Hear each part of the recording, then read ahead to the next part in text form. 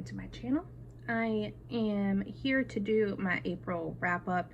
I got my blue light glasses on because I want to be staring at the screen telling you my stats and about the books that I've read for the month of April. It has been quite a decent month reading wise for me, surprisingly, even though it doesn't really seem like I've gotten a whole lot done. But let me go over the stats really quick.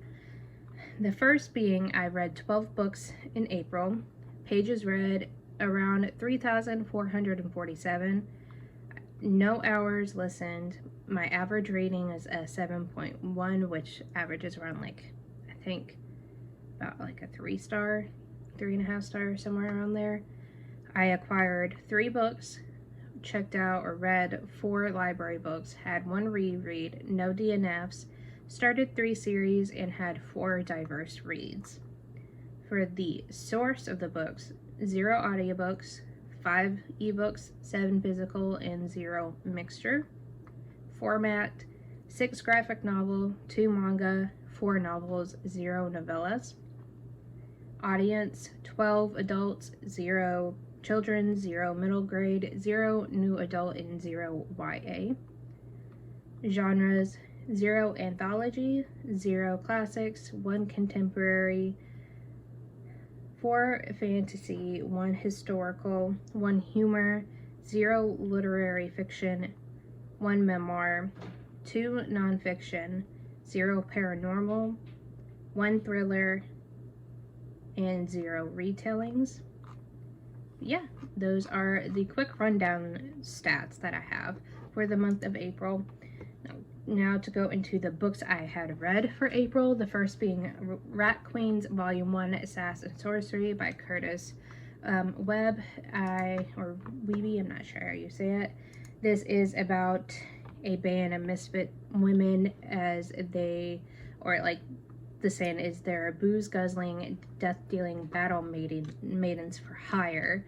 And they are trying to figure out who is trying to get rid of all the other assassins for hire.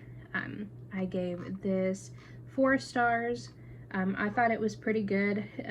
I definitely can see myself continuing in the future with this book. I know there has been issues in the past with changing of artists, so I'm interested in seeing how that works out. But overall, I thought it was a decent book. It got pretty much 7s across the board, except for intrigue and enjoyment. It got 8. Next is The Witches of World War II by Paul Cornell. This is a NetGalley e-arc that I had received for review. It is based loosely on a true telling of inspired by a true story where the Witches of the World War II follows a coven of witches as they embark on a mission to help capture Hitler's second-in-command.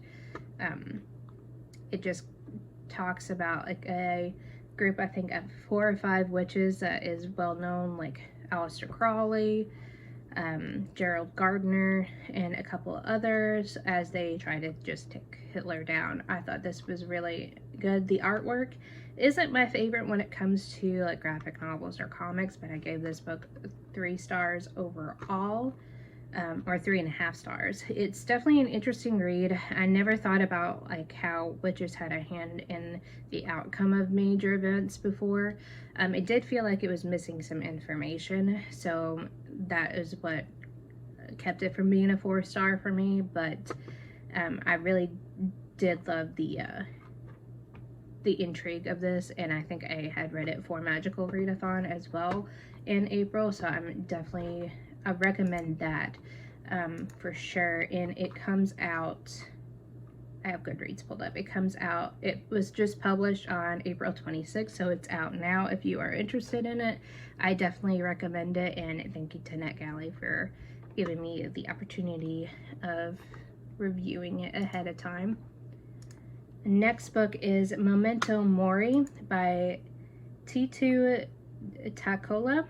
This is a graphic memoir that talks about how her life was changed after having cerebral hemorrhage, I believe. The artwork definitely gives it a more in-depth type of to the story telling aspect of it. I gave it 3.5 stars. It really gives you a glimpse into her life as she is dealing with the process of dealing with this medical issue and how she overcomes it and continues on with her artwork. I also got this for review from NetGalley. It was published on March 16th of 2020. I believe it's supposed to come out, and it was just released in English from it being translated from Finnish, so it was first published in 2020 in the original language. So it's definitely one I highly recommend reading, especially if you or someone you know had struggled with this type of medical condition. It's definitely one that I highly recommend. Then I did my reread of Ninth House by Leigh Bardugo. This was a reading by candlelight pick for the month of March, I believe. It was a reread. It kept its original star rating of being 4 stars.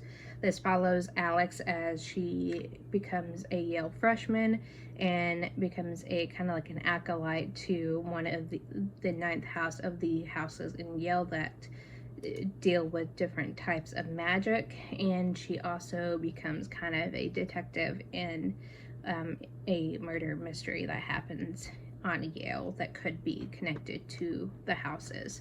So I definitely really love that. I read it for a blog where I read books 1 and 2, so that will be coming out not too long after you guys see this, I believe. So that will be coming out soon. I definitely enjoyed rereading it. I can definitely see myself reading more of this type of story from Leigh Bardugo. I haven't read any of her YA stuff yet, but I am definitely anticipating on enjoying those whenever I get to them. Then I read Book Club by Debbie Tung for the 24-hour readathon that my friend Clint and his friends had hosted in, I think it was around the middle of April or at the beginning of April, I can't quite remember. This is a really sweet, short graphic novel series that kind of just is a compilation of different charming comics that capture exactly what it feels like to be a book reader. I gave it 4 stars, or 4.5 stars, I believe. It's hard to remember exactly with Goodreads. Let me pull it up. It's definitely a short and sweet type of book that I highly recommend all book readers read. Yeah, 4.5 stars. So I highly recommend it. I definitely, with this type of book, and I'm like, yeah, that's exactly what I do when it comes to reading certain books and what I do. Little quirks that bookworms do, I can definitely see everyone relating to that. Then I read volumes 2 and 3 of Death Note, the Black Edition, for the same readathon. This follows the young boy as he kind of gets hold of a death note, and a Shinigami death god, Japanese death god, follows him around as he tries to get rid of all the bad guys in his country, and it shows the repercussions from that. I gave volume 2 4 stars, and let's see, volume 3 is also 4 stars. I definitely found it interesting the way that the storyline ended up going towards the end.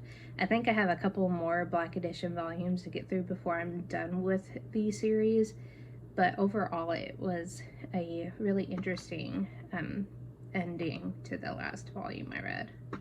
Next was The Hive by Greg Olson. This was a NetGalley arc that I had neglected from years ago. This is a crime thriller novel that looks into some mysterious deaths that happen to be connected to a well-known beauty guru, and like what she could have possibly have been connected to a certain death. It was 3.5 stars, so it ended up being 3.5 stars for me. This took me longer than I would have liked to actually finish it, because I was mostly just reading this as a book that I would pull up on my phone through the Kindle app when I'm at doctor's offices, like waiting to go back, and occasionally reading, like in other times as well. The jumping of the timelines with this book did kind of confuse me a little bit, because it goes from being like in the 80s to kind of like present day, like 2019 is like when it actually happens. At first, when it first started, it had confused me, but overall, after a while, I got used to that premise. I just did not care for the ending at all. It felt way too rushed for how long that the entire book had seemed to take. But overall, I ended up giving it 3.5 stars. The next book I had read and finished for the month of April was Hellbent by Leigh Bardugo. This was for that reading vlog. I had started with reading Ninth House and Hellbent.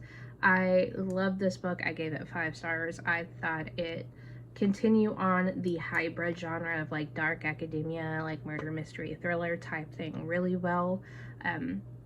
I can see why people may not like this all that much, because I've been hearing mixed results about this book, but I really enjoyed it. I enjoyed the writing of the storyline and how it continued on in the slow build kind of romance that's happening between the two main characters. I really did enjoy, so I highly recommend it. And my next 5 stars is Legends and Lattes by Travis Baltry, and this is probably not a surprise for a lot of people. This is a really hyped book on BookTube and just really everywhere lately. I love the cozy fantasy vibes for this. It made me want a cup of coffee and some baked goods throughout the entire time I was reading it. I had finished reading this up for the Dewey's 24-hour readathon, but it is the Reading by Candlelight's pick for April, and I really did enjoy this book. I'm glad that we picked it for April and that it kind of gave me more incentive to actually read it.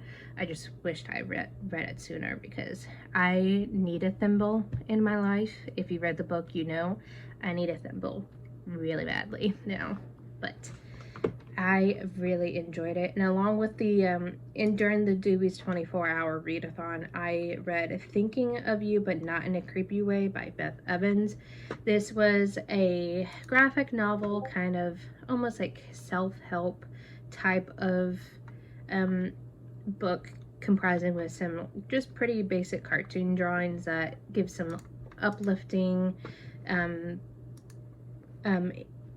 like words of advice, being there if you're going through a tough time. It really kind of gives you just the warm and fuzzy feelings. It was definitely a quick read for something that if you needed kind of a boost for your mental health, I definitely recommend this.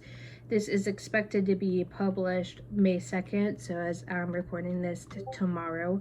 I got this from NetGalley as an advanced e-arc to read, and I do recommend it. I gave it 4 stars.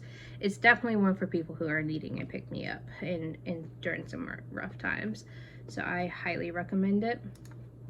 And my last finished book for April was I Am Stan, which is a graphic biography of the legendary Stan Lee by Tom Scully.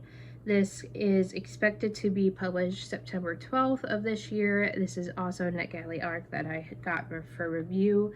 This gives a pretty good glimpse of things that happened during like Stan Lee's time and like people's stories that involved him. I didn't honestly realize, this is probably not going to be the greatest point of view of this, but I didn't realize how kind of self-centered Stan Lee was until reading this book, to be honest. So that wasn't the greatest thing to come to realization about, but it shouldn't have been too surprising, honestly, because of a lot of famous people tend to get a a big head from this stuff, but I did learn a lot about him from this book. The artwork was great. It had the old school type of Marvel comic vibes that really suited the topic since he is one of the co-founders of Marvel. I did give it 3.5 stars. If you are interested in like comics doing that, like that deep and like going into it, I definitely suggest reading it. The art sequence style and the dialogues that have been written, it seemed to really kind of fit this type of genre. And I believe, yes, that is all the books I've read for the month of April. I did really enjoy the books that I have read. It's definitely, I think I read more graphic novels this past month, just because of the 24-hour readathons and stuff, so that really helped me out for that. As Bravo falls out of the window. You okay, bud? The cat likes to sleep in the windowsill, but he forgets constantly that when he falls asleep in the windowsill, he will fall out of the windowsill. So that's always interesting. But let me know in the comments below if you've read any of the books that I just went over, and like this video if you enjoyed it, and subscribe to keep up to date with any videos I come out with in the future. And until next time, you guys. Bye.